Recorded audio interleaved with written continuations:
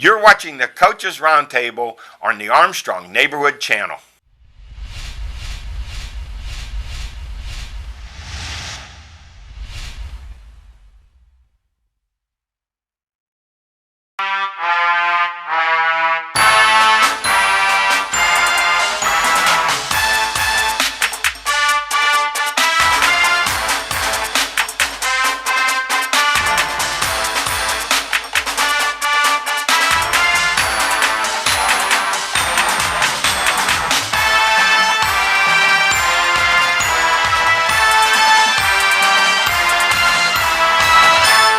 Welcome, Coaches Roundtable. I'm Ed Codi, and welcome our guest from the University of Pittsburgh, former quarterback Pat Bostic, now the Senior Associate Athletic Director of Development and Major Gifts, and for the last 9 seasons, the Pitt football color analyst.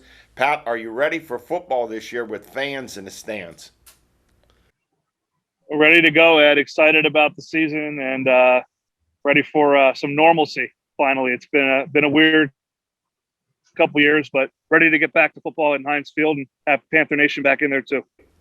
Pat, you bring up the word normalcy, and it's anything but normal with all the changes going on in college football, Texas and Oklahoma leaving, the Big 12 going to the SEC, and then the names, image, and likeness. What are your thoughts on the names, image, and likeness that's come about for this season? Yeah, it's obviously been a lot going on, and the name, image, and likeness legislation has been a long time coming. And obviously, our student athletes are amateur athletes, but they also are part of a big business, and they have a lot to do with the revenue generation that goes on in a lot of institutions across the country. So certainly, this is a great opportunity for them to capitalize on their value and their brand, their personal brand, build that brand for post competition, and market themselves. So I'm excited about where that's going. Obviously, there's a lot of unknown, and it'll continue to develop. Let's go back to yesteryear when you were quarterback at Pitt and led them to 2 of the biggest upsets in school history, the 13-9 win in 2007 at Morgantown over undefeated number 2 West Virginia, and then the following year in South Bend, your favorite sports moment, the 36-33 win over Notre Dame and 4 overtimes. You'd have cashed in big time had the NIL been in place back then. Yeah, as I always say, I probably would have had a good deal with like a wing joint or something. Look at me. I'm not the most svelte guy in the world. So I'd have been a great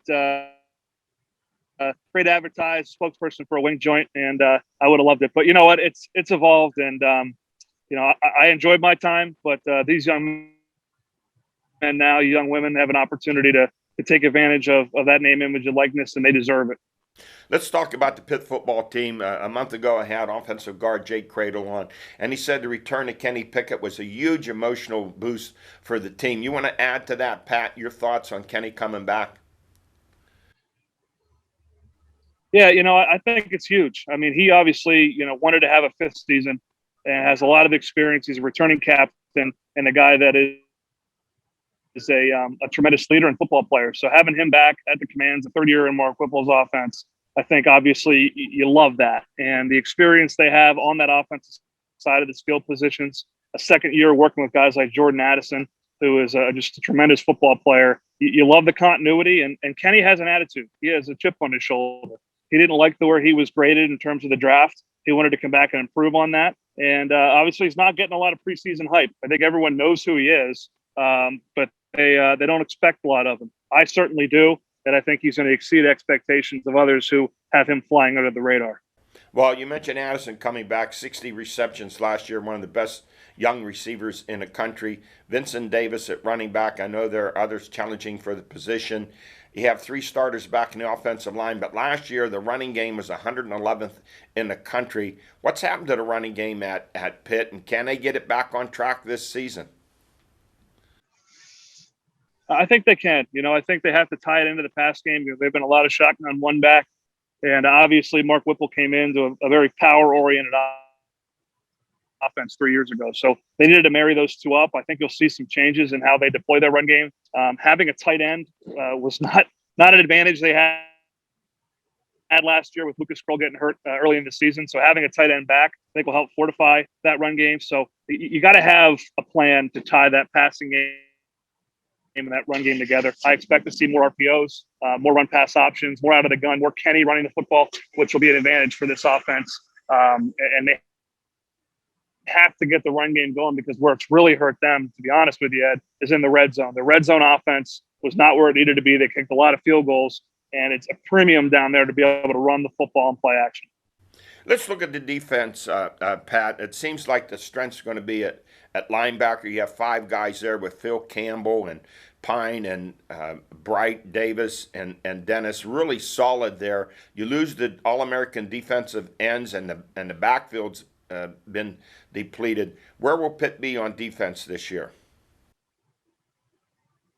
I think it's a replenish, reload. They've recruited really well on that side of the ball. Obviously, Charlie Partridge has done a tremendous job with the defensive line. I like what they have coming back there. Young guys like Dayon Hayes, Ty Johnson, obviously John Morgan, Deslin Alexander, Hobble Baldonado are back. Inside, you got Kalijah Cansey, who's a freshman All-American. And I think this is the best group of linebackers that you mentioned some names. Best group of linebackers Pitt's had in a very long time, probably going back to H.B. Blades and Quint Session, which is back in 2006, 15 years ago. It's hard to believe. So they got a great group of linebackers that when they go 3-4 on third downs, you don't know where they're going to blitz from. Their 3-down package on third down is as good as you're going to find. And I also think they've recruited well in the secondary. MJ Devonshire has been a great addition, transfer from Kentucky, Aliquippa guy. And Damari Mathis is back from injury this year. So there's some guys that people forget about that, were either hurt or not last year, that have come in and helped to replenish, some of the areas where they've lost veterans from a year ago. But I expect this defense to be underrated to start the year, but they will return to form and be what, people across the country have come to expect from a Pitt defense under Pat Narduzzi. Pat, let me ask you, last year, it seemed like you had a tell of 2 different defenses. In their 6 wins, 5 of them against losing teams, they gave up only 13.7 points a game. And the 5 losses against all winning teams, they gave up 189 points and 37 plus points per game. You explain the disparity there? Obviously, you play some good teams. Clemson, Notre Dame, very good teams, top 5 teams in the country. But I think it comes down to playing complementary football. Defense is 11 guys. It's one unit. But each unit, offense, defense, special teams, is interdependent. And if you're putting your defense in tough situations, Notre Dame, with turnovers, short fields, Clemson, very, very similar. 3 turnovers in the first, 5 series. It's going to be tough to play good defense against really good teams when your back's up against the wall. And the ball got rolling early the wrong direction against Notre Dame and Clemson. So both of those games were obviously just, very disparaging losses in terms of the point total. And they skew the average heavily in those losses. But I look to it at offense needs to put the defense in a good position and be successful. If that means punting on third down, punting on fourth down, it's punting on fourth down. You can't turn the football over, give your defense short fields, not be on the field and keep time of possession going. Those were those scales were tilted too in those losses. Those make it very difficult to play good defense. So, sometimes, as they say, the best defense can be a good offense. And if you have a good defense and a good offense, you're going to be dangerous. Pat, Pitt fans are really thirsty for a great season. It's been not since 2009 when the Panthers finished number 15 in the country, 11 straight seasons of 5 or more losses. What do you see this year? Is this a top 25 ranked team? Talent-wise, absolutely. But this team will go as far as its offense goes. They need to score tough. I know it's simple and easy to say that you're going to go as far as your quarterback goes, but Kenny Pickett's going to determine the trajectory of this season. The ball is in his hands on every play, and I think the destiny is in his hands when it comes to this football team. They got plenty of talent around him. Certainly, they got to be able to run the football to complement the pass game. He can't be throwing it 50 times from drop back. But they're good enough on defense. Got to find a kicker. Should be somewhere to do that, and that's what gives me faith this year is going to be that special year. Well, you look at the season, Pat, they have a chance to be undefeated coming into October and the big back-to-back home games against Clemson and Miami. Should be exciting. It's exciting, yeah. You get through that first part. Obviously the Tennessee game week 2 is huge, but get a chance to start, 5-0, and come back and play 2 big wigs at home. It's a huge opportunity, and that's what fans want.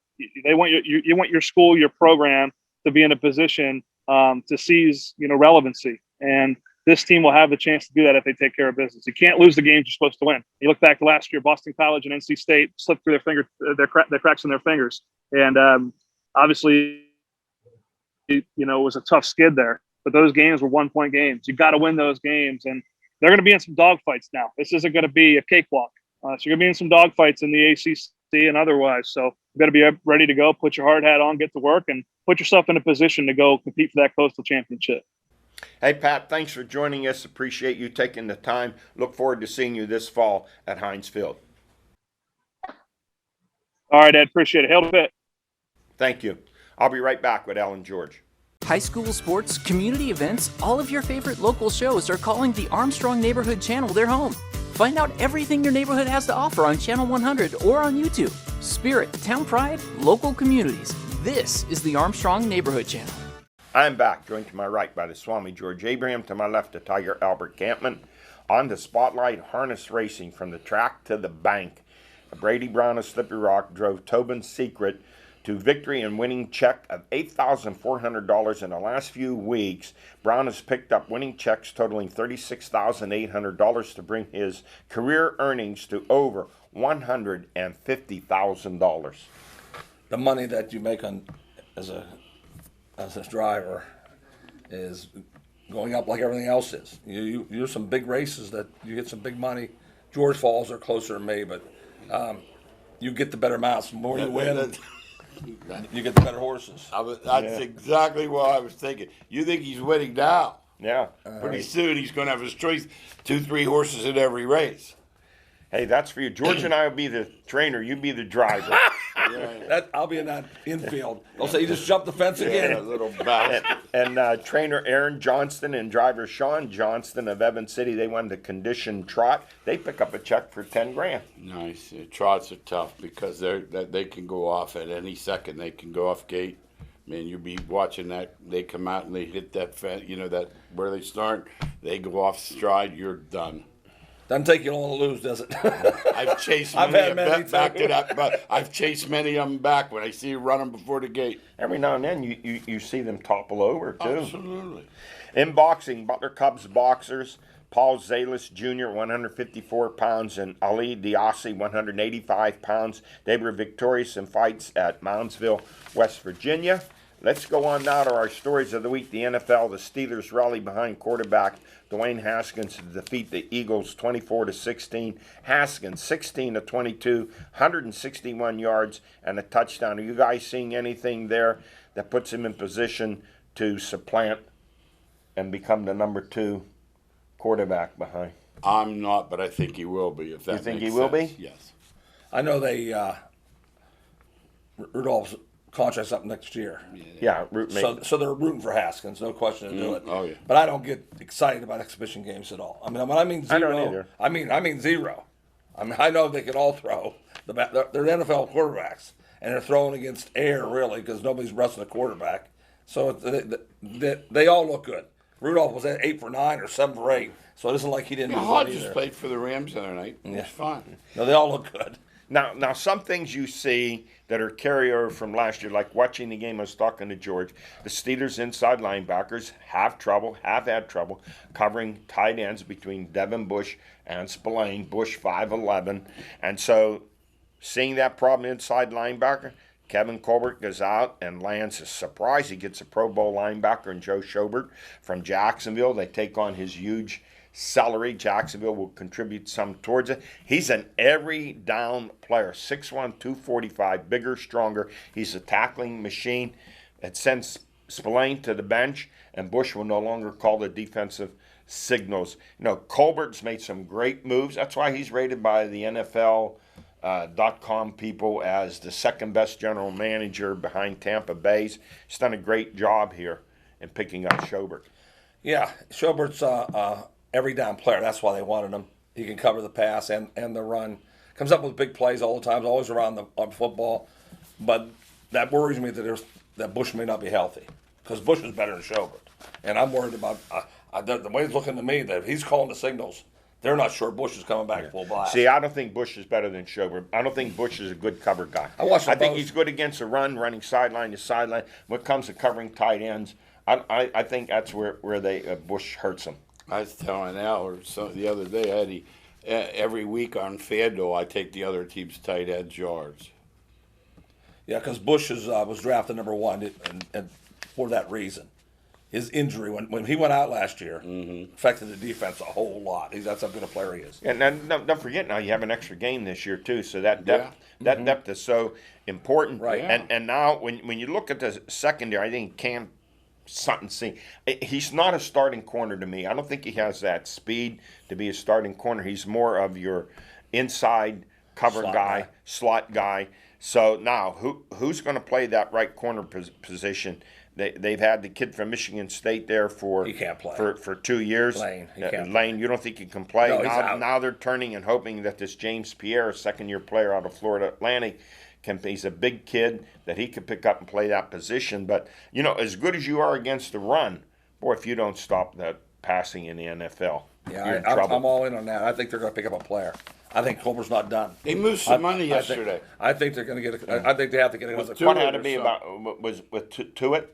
Yeah, have they to get a moved corner. some. Yeah, so I don't know if Their that's corners for are so what or weak, what. Eddie. They're so weak in the Yeah. secondary that they depend totally on their pass rush. Now that is where they put their money, and that's wise because that makes their secondary look a lot better. But when they don't get a pass rush, No.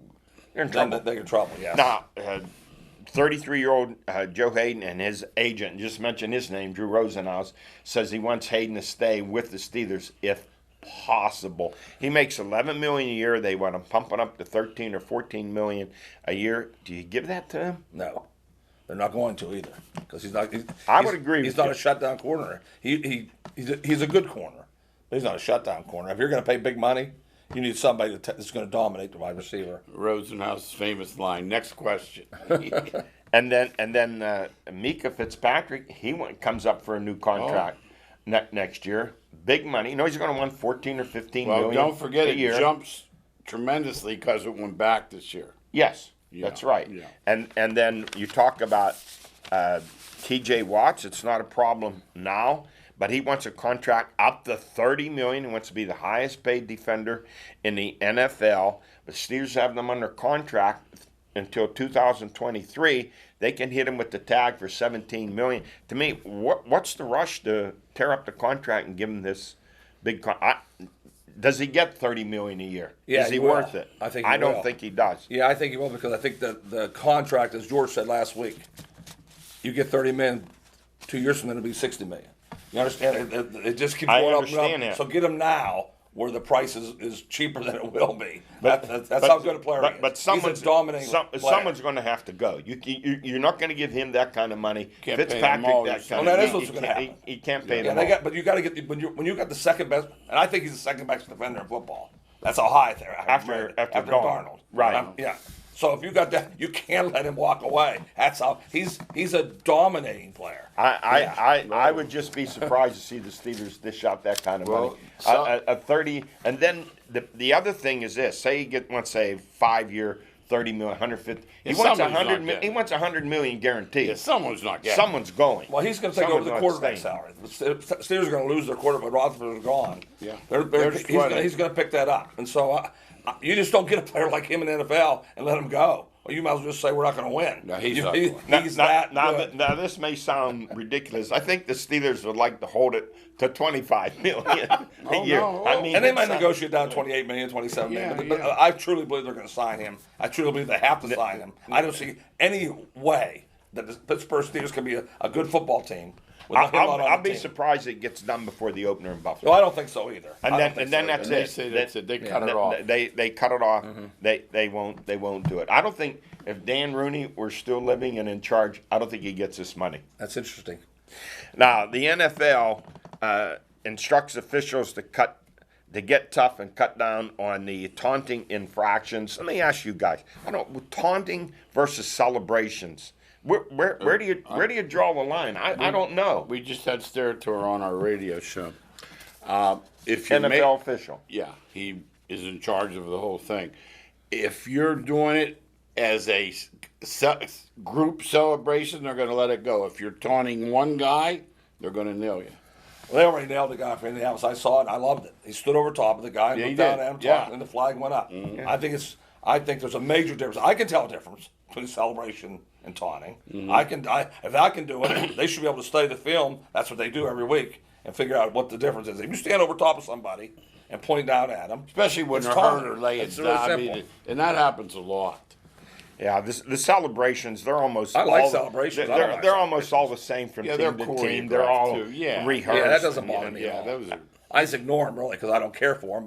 But I don't care. They're having fun. I don't really care. Now the other thing that I think becomes a safety issue: running backs, hurdling, tacklers. Tomlin has told Harris he doesn't like it. Harris got away with it in college, but it's a surefire way to injure yourself. Not only that, the tackler, you come up and you strike him in the head or in the face with your knee, a serious injury, his head buckles back. We've seen that happen. Why are they not outlawing this? Be a good idea because Harris does it tremendously. He does it probably better than anybody I've seen. Knows exactly when to do it. When they dive low, he goes over top of them. So if only way to curtail it, you're right, Eddie, is to make And it. I've make seen it Barkley jump over guys and Barkley stay on his does, feet. yeah. Oh yes. But then you've seen sometimes when they do it, they get top, they come down on the back of their Absolutely. neck. It's so dangerous. Oh. I don't understand why they haven't outlawed it already. And just going back to the Steelers a little bit, Lions coming up next. Does Ben finally get in there and play at least a quarter? It's starting to get acclimated to the new offense. I'd say 2 series. I don't know if it's going to take it into the quarter or not, but they're not playing them. I mean, that's the new thing in the NFL. They found out last year. You don't need preseason anymore. Those guys. Ben's ready to play right this minute. They said, "Let's go in and play." They all are. The whole NFL's ready to play right now. And they don't need the next. Well, they work out year round. Yes. So no, the Rams were playing the other night, and the Chargers were running the clock out. They had 3 timeouts left. Didn't even bother. Didn't even worry Didn't about even- it. No, they're not concerned with it. Now, all this preseason chatter, talking about quarterbacks and Ben, it's all about the young guns at quarterback. It's always about the quarterback. It's a number one topic. Justin Herbert of the Chargers coming in for the second year. Big talk there. Jalen Hurts, Zach Wilson of the Jets. They like what he did in the first game. Mac Davis, you said he looked pretty good. You watched him play. He was fine. 13-19. Darnold, now Carolina. You like what I like he's going to Darnold. bring there. Of course, Trevor Lawrence with Jacksonville. Is there really a quarterback battle there with Minshew? I don't think so. I think it's Urban Meyer trying to be coy. I don't think he Not ain't wanting getting all that just much. handed. The only it way to it him. wouldn't be, only way he wouldn't play is, and it happened in the first game. Their offensive line, if it's that bad, I don't think he First play, I don't he think got nailed. I don't think he wants to put him in there because he's gonna get hurt, and so I don't want him to get hurt. But I don't think it's any hope, any thought about it. And back to the Roethlisberger, I want to tell you this: he's getting his work 3 days before. They're scrimmaging somebody. George and I talked about it.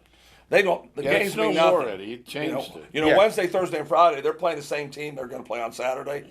Roethlisberger's getting all his work in those scrimmages. Yeah. He's Yeah. not Yeah, so, right. because they got the red jersey And he got on the him, red jersey They on. say you can't hit He him. get hit. So it's changed. It's nothing like we Oh, grew up totally with. different. Nothing. No, Yes. no. Now I'm going to mention this. I came across this, and I was surprised to hear this.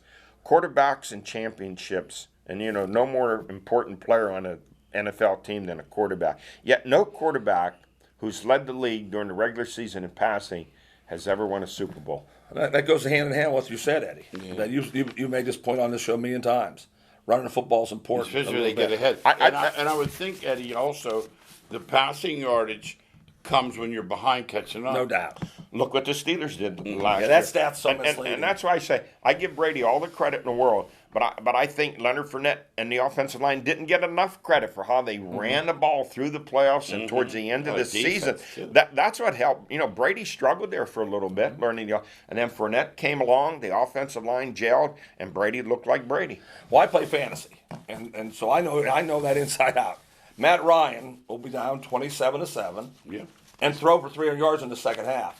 Well, it goes 2 things. If your defense stinks, you're going to lead the league in passing because you have to score 1 million points. And Tampa's defense is good. So Arians figured out we don't need to score 35, 40 points to win. We'll keep the ball away a little bit, let our defense rest. So when defense is lousy and you're behind all the time, the stats go flying up. So That's really the guy at it's a really Detroit, misleading Matt system. Ryan. They're Yeah. misleading. plastic. And then you Misleading. notice this Powders. about Brady last year when the running game got going.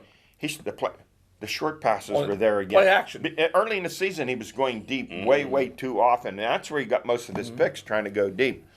The National Hockey League has issued an order, an order that all players and personnel be vaccinated for the 2021-22 season. The Pens have made the announcement that there will be a mask requirement for PPG Arena. Yeah, and to a guy that's all in on that, that's me. I got a wife that has an immune deficiency disease, so I'm all in. I understand other people's positions. That's what makes America great.